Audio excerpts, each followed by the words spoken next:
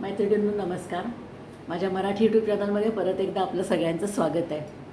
मैत्रिणींनो, श्रीकृष्ण जेव्हा सांदीपनी ऋषींच्या आश्रमातून आपलं शिक्षण आटपून निघाले, सगळे गुरु आपल्या विद्यार्थ्यांना निरोप देत होते. तो प्रसंग म्हणजे अगदी कसा तरीच असतो. आपल्याला आपल्या फेअरवेल पार्टी आठवतेच कॉलेजची वगैरे. तर सगळे नमस्कार करायला लागले. कृष्णाने पण आपल्या सांदीपनी ऋषींना नमस्कार केला. ऋषी तर त्यांना ओळखतच होते की हे कोण आहे. ते त्याला म्हणे, मी तुला काय आशीर्वाद देऊ? तू तर सर्व गुण संपन्न, सर्व शक्तिमान, सगळं सगळं तुझ्या अंगात आहे. मी तुला काय आशीर्वाद देऊ? मी कमी पडतोय तुला आशीर्वाद द्यायला. तुला गरजच नाही आहे कुणाच्या आशीर्वादाची. पण श्रीकृष्णाची विनम्रता बघा. त्यांनी म्हटलं, नाही, मला तुम्ही एक आशीर्वाद द्या.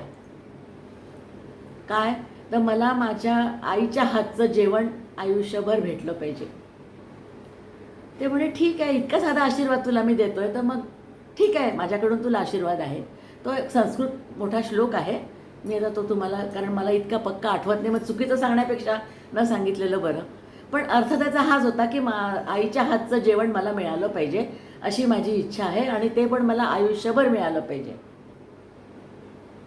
मैत्रिणींनो, त्याला इतकी मातृभक्ती होती की आईचं जेवण म्हणजे खरंच आईच्या जेवणाला अमृताचीच तुलना केलेली आहे. आई आपल्या वात्सल्याच्या भावनेने स्वयंपाकामध्ये साधी फोडणी जरी घातली किंवा साधा वरण आसट भात जरी केला ना, तरी घरभर सुगंध सुटतो. आणि मुलं म्हणतात, मम्मी तू काय केलं, आम्हाला दे जेवायला. कारण आईची त्याच्यात भावना असते आणि मुलांचं आईवरचं प्रेम असतं, आसक्ती असते. आईने केलं आहे ते चांगलंच केलं आहे अशा भावनेने ते जेवायला बसतात. आहा आहा करत करत कौतुकाने जेवतात. अजून काय, कुठला आनंद पाहिजे असतो आईला आणि मुलाला? शबरीने पण हेच केलं होतं. रामाची वाट पाहत पाहत रोज रोज ती शबरी चांगले चांगले बोरं उचलून आणायची, टेस्ट करायची, आंबट आहे का गोड आहे, आणि तसा ठेवायची. तिची हीच भावना पाहून रामाने ते किती आनंदाने उष्टीपूर्वक स्वीकारली होती तिची, आणि मग तिला मुक्ती दिली होती. ती किती आयुष्यभर जीव अक्षरशः तिने ताटकळत रोज, आज येतो का राम, उद्या येतो का राम, आज आएंगे कल आएंगे, असा करते करते रोज ती रांगोळी फुलांची काढून ठेवायची, अंगण सजवून ठेवायची. बोरं, तिच्याकडे फक्त बोरच होते, ती तेवढंच देऊ शकायची, तेवढंच ती ठेवायची. पण हेच होतं ना आईसारखं प्रेम म्हणा. म्हणजे आई अगदी निस्वार्थ भावनेने करते की सगळ्यांनी जेवावं, उरलं तर मी खाईल, नाही तर मग सगळ्यांनी पोटभर खाल्लं ना, ह्याच्यामध्येच तिचं अर्ध पोट भरून जातं. आणि मग एक दोन चार घास जरी उरले, आजकाल तर अशी भावना कुठेच नाही आहे, सगळ्यांकडे भरपूर सगळंच असतं केलेलं. किंवा दुसरे ऑप्शन्स पण असतात की चला बाबा, वरण भात कमी पडला, पोळी कमी पडली, थोडीशी भाकरी लावून देऊ, नाही तर काहीतरी एक मुठ खिचडी टाकू, दलिया टाकू. आई काही उपाशी राहणार नाही. अर्ध पोट आईचं मुलांनी जेवल्यामुळेच भरलं असतं, तसं भरतं. आईची महती तुम्हाला काय सांगावी. आई आपलं सगळं आयुष्य पणाला लावून आपल्या मुलांचं आयुष्य घडवायच्या मागे लागलेली असते. प्रसंगी ती काली माता होते, शारदा तर होतीच. ती शारदा बनवून ती मुलांना शिकवते, अभ्यास घेते त्यांचा. प्रसंगी ती झाशीची राणी पण होऊ शकते, संकट आलं एखादं तर. आणि जिजाऊ तर माहितीच आहे शिवाजीची सगळ्यांना, की जिजाऊने किती कष्ट करून शिवरायाला घडवलं होतं. तो इतिहास आपण कधीच विसरू शकत नाही. आईची महती अजून अजून मी काय सांगू. परशुराम मातृभक्त होतेच, आणि म्हणूनच आपल्या घरामध्ये सुद्धा कुलस्वामिनीची पूजा केली जाते, की कुलस्वामिनी मुख्य, म्हणजे कुलस्वामिनीनंतर आई सगळं घरातलं बघते. त्यामुळे आईला सुद्धा आपण देवीची उपमा देऊच शकतो ना. आई सगळं जितकं ह्याने सांभाळू शकते, परमार्थ सेवा म्हणतात तशी, निस्वार्थ सेवा, की आपल्या मुलांवरती ती कुठलंही संकटाचं सावट येऊ देत नाही. सगळं संकट स्वतःच्या अंगावर पहिल्यांदा घेते. झाशीची राणी तुम्ही पाहिलीच होती, बाळाला घेऊन किती लढली होती. येऊ देत नव्हती संकट. आपलं जीव जेव्हा तिचा गेला तेव्हा ती हारली समजा. अहिल्याबाई होळकर पण तशाच, जुन्या सगळ्यात स्त्रिया तशाच भरपूर उदाहरणं आहेत. आणि मग हे सगळं पाहूनच आपल्या भारतीय संस्कृतीमध्ये धरणी, म्हणजे जमिनीला धरणी माता म्हटलं आहे, गाईला गोमाता म्हटलं आहे. आपल्या भारत देशाला आपण भारत माता म्हणतो. म्हणजे मातेशिवाय आपलं स्थानच आयुष्यामध्ये, मातेला इतकं स्थान आहे की ते तुम्ही विसरूच शकत नाही.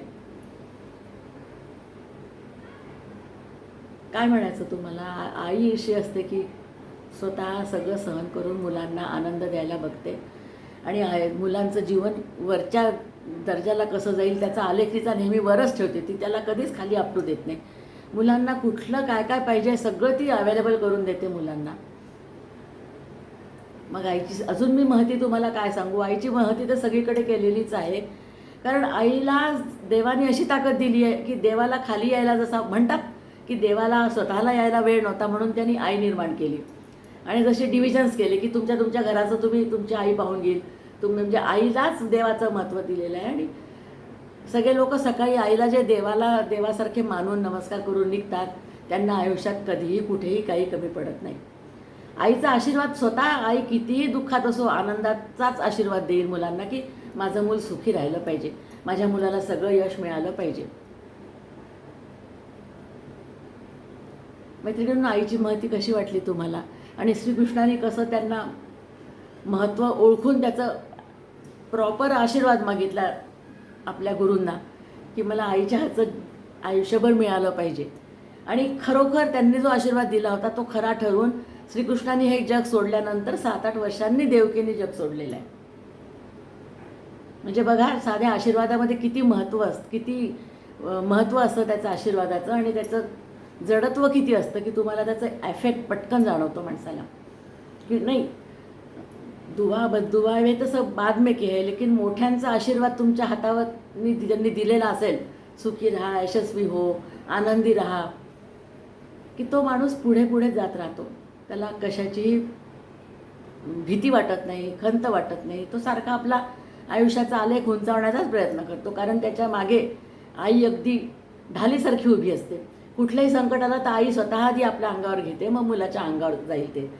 आणि म्हटलंच आहे ना, आकाशात जेव्हा घार उडते तेव्हा तिचं सगळं लक्ष पिल्लांपाशी असतं. ती जाते मुलांसाठी चारा आणायला, पक्षी म्हणजे किडे मुंगी काय जे आणायला जाते, आकाशात उंच उडते, पण तिचं लक्ष सगळं आपल्या घरट्यामध्ये पिल्लांकडे असतं.